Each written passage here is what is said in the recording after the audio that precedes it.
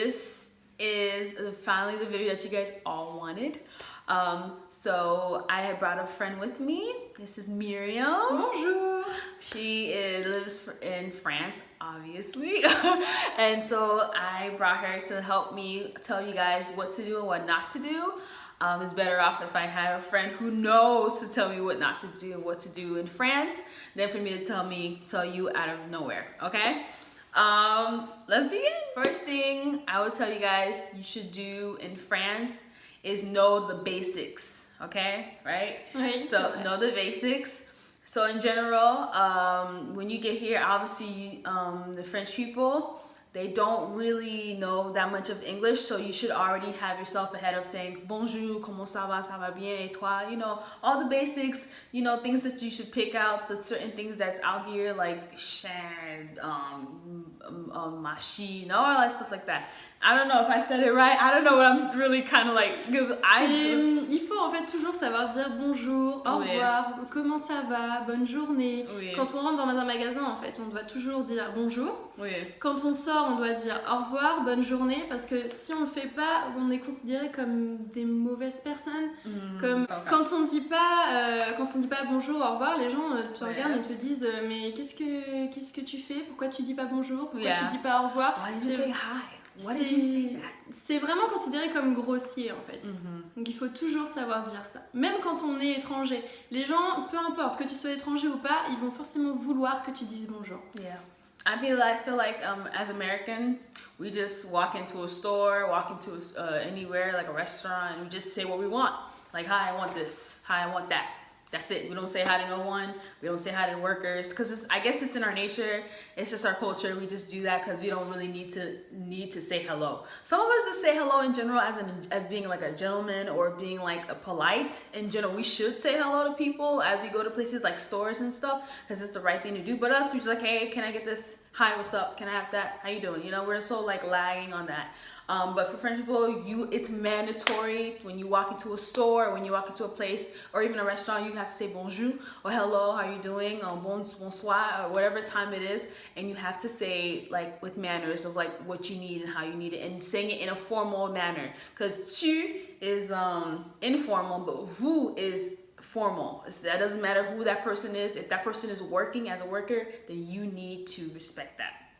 What you need to do when you come to France is one of the big things. I think you guys notice it most of the time, and even internationally you see it on videos or anything like that. But if you don't, when you come here, the way that people greet each other is that they do the kissing on the cheek. So when you say, oh, bonjour, and then, you know, but the thing is, I guess there's different areas in France that does it. I just found that out like right now. So me and you are like, what? Mais c'est ça. En fait, à Tours, ici, on est plutôt dans le centre de la France. Okay. C'est 2 bises, du coup, up, up. Mais il y a d'autres régions de la France. Par exemple, moi, j'ai de la famille qui habite au Mans, et c'est un peu plus dans le nord de la France. C'est 3 bises. Donc, 1, 2 et 3. Et ensuite, je sais que certains endroits du sud, parce que du coup, je sais pas exactement quelle bise se trouve dans tous les endroits de la France, mais puis ça dépend vraiment des endroits, des départements, des régions, ça dépend vraiment. Mais je sais que apparemment dans le sud, ce serait plus 4. Du coup, vraiment 1, 2, 3 et 4, c'est très très long. Surtout pour moi qui suis habituée aux 2 bises, du coup, même dans ma famille, quand je sais que c'est mon grand-parrain, enfin quelqu'un de ma famille, qui à chaque fois nous fait 3 bises, et du coup on commence, on fait 1, 2 et nous on s'arrête, et lui il en veut une 3e, et c'est toujours un peu gênant entre nous. Mais bon, maintenant c'est devenu un peu une blague entre nous, donc du coup on en rigole, mais c'est vrai que les premières fois c'était assez gênant, surtout quand t'es habitué à ça. Mais bon, voilà, c'est la France, c'est la culture, c'est comme ça. Oui. I was like, if you try to see if you can do both, and if you forget to do, you only do one and you forget the other one, you might end up kissing somebody. So I was like, oh, désolé. Ça arrive. So be careful. So know that it's 1, 2. Il faut savoir les endroits où tu dois en faire 2. Souvent, autant en faire 2, et tu vois après si la personne en face de toi a envie d'en faire d'autres. Mais moi, je conseille toujours d'en faire 2. Au moins, on est tranquille. So prepare yourself when you see what's going on, like, C'est ça.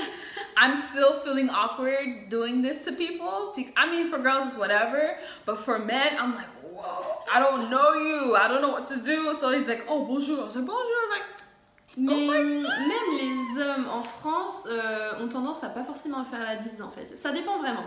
Quand ils sont dans... En fait, les femmes font la bise tout le temps. Yeah. Que ce soit des hommes ou des femmes, toujours la bise. Mais à part dans le milieu professionnel où forcément c'est serment de main, voilà. Mais non, c'est plus comme ça quand même. Mais les hommes, par contre, ça dépend vraiment. Je sais que du coup, mon père et mon frère font la bise à leurs amis. Ouais. Mais quand ils connaissent pas vraiment la personne, ils ont plus tendance aussi à faire un serment de main, à serrer la main. Masculine. C'est ça. Mais ils font aussi la bise. Oui. Ça arrive. Quand ils connaissent vraiment la personne. Yeah. Eux, ils ont le choix. Nous, en tant que femmes, on n'a pas le choix. Okay, yeah, it depends on like how friendly you are with these people to do certain things. So but you know, if you step in, you don't know these people, then don't try to be all, you know, comfortable, because they will feel awkward, and you know, it depends on how close you get to these people. So yeah. Okay, well, another thing not to do is go out at night to get things done. Okay, I know, as for us, you know, we have Walmart, we have you know, Target, towards our, you know, like, you know, stores that open 24/7, or even stores that open around till 10 o'clock at night. The thing is, in France, they close everything literally early, so it's like around 7 or 8 o'clock in the afternoon. Everything's closed, so do not expect to go say, oh, I'm gonna go buy me a pair of this, or I'm gonna buy me something, I'm gonna go buy something to eat, you know, go buy some grocery shopping. No. They are going to be closed, okay? When you walk into the door, it's going to be closed. They do not open that late, okay? Trust me, I've been there, so I have no choice. The only thing that's gonna be open is probably fast food stores, like fast food, like mini stores. Tous les restaurants même qui ferment vers 22h. Yeah, okay, even so that the restaurants in general even close around 11 to 10 o'clock, oui, around that time. So it tells you that you need to be like prepared, because they don't, like, you have to get things done in the morning, and like so on and so on. And then on top of that, they have this, most stores and most places, they kind of have this barrier of 12 to 1 o'clock in 12 in the morning. No, 12 o'clock to 1. Oui. That's a lunch break, or 12 to 3. Oui, c'est ça. Around that time, they have this break between where they have lunch break. Ça dépend de certains magasins. En ville, c'est ouvert, mais souvent quand on va dans... Ouais, ça dépend vraiment. Yeah. Les petites villes, souvent, entre ces heures-là, c'est fermé. Mais c'est vrai qu'en ville, par exemple à Tours, la rue nationale, c'est jamais fermé entre midi et 2. Okay, that's true. Ça dépend vraiment. So that's good, but like certain stores, certain restaurants, they close at a certain time for like when they close to open at night, and some to open in the morning. You have to figure it out. Like before you even go out, you have to check like that restaurant. Oh, I think I want to go here, because if you expect to eat lunch at the time that you want to go to a restaurant, it will not probably be open. So prepare yourself, and they do not open on Sundays. Nothing barely opens on Sundays. Do not expect anything to open on Sundays. That means banks, that means stores, that means anything that you expect, they're not going to be open on Sundays. So prepare yourself, prepare your meals, prepare what you're going to buy. Buy your things that you need for the time being, because if you need to know the time, you would have to make sure that you,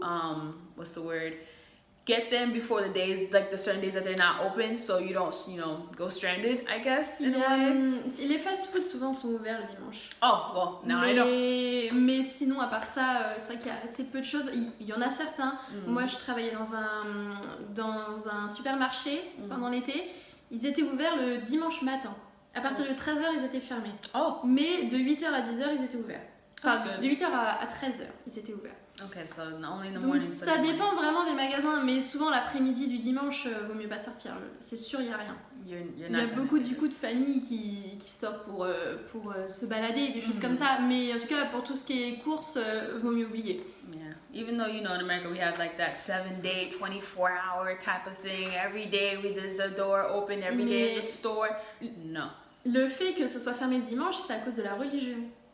Oh, it's a religion. Ouais. Oh, yes. Some of them do open close because of the religion wise. Like for example, Chick-fil-A. You know, Chick-fil-A. I don't think she doesn't know about Chick-fil-A. Chick-fil-A is like a fast food restaurant in America. They only close on Sundays because it's like a Christian. Oui, bah. It's a Christian fast food restaurant. So, you know, sadly, some people are like, oh my gosh, I want to eat Chick-fil-A on Sunday, but we can't because it's mandatory that it closes on Oui. Sunday. So. Bah, du coup, en France, c'est ça, mais en fait, vu que la France au départ était un pays chrétien, bah, ils fermaient toujours parce que c'était du coup le jour de repos des gens et tout, le repos chrétien. Et ils ont gardé ça, en fait, c'est devenu culturel. C'était chrétien et c'est vraiment devenu culturel à force parce que maintenant on est un pays laïque, donc plus du tout de religion du tout, mais on garde quand même toujours les fêtes, donc par exemple Noël, on a Pâques et tout, et du coup le fait que du coup les restaurants ou les magasins tout ferment le dimanche, ça vient de là en fait. Et c'est vraiment devenu culturel maintenant de toute manière.